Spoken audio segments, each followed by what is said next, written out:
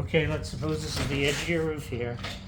When you put the strip edge on, this edge needs to be straight. It can't be bent.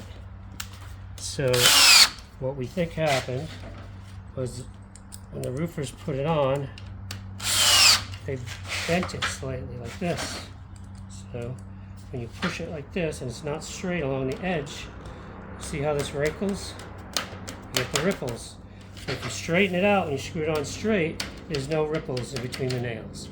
Again, if you push this and try to conform it to the edge, if it's not straight, it ripples. Make it straight, it won't ripple. Pushing up on the edge of this, which we didn't do, but if we had, to get the flashing on there, does not cause ripples. You can see that I'm doing it over and over again here. It's not causing those ripples.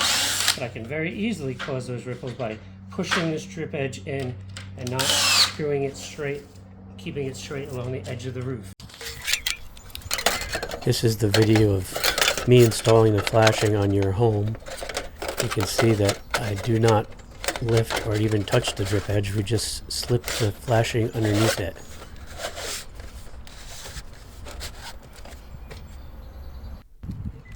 This is the video of the ripples underneath your shingles. You can see that the front edge of the drip edge is not bent or rippled. The drip edge is only rippling underneath the shingles. It is physically impossible to create these ripples by bending the front edge of the drip edge. The only way these ripples can occur is by bending the drip edge during the initial installation.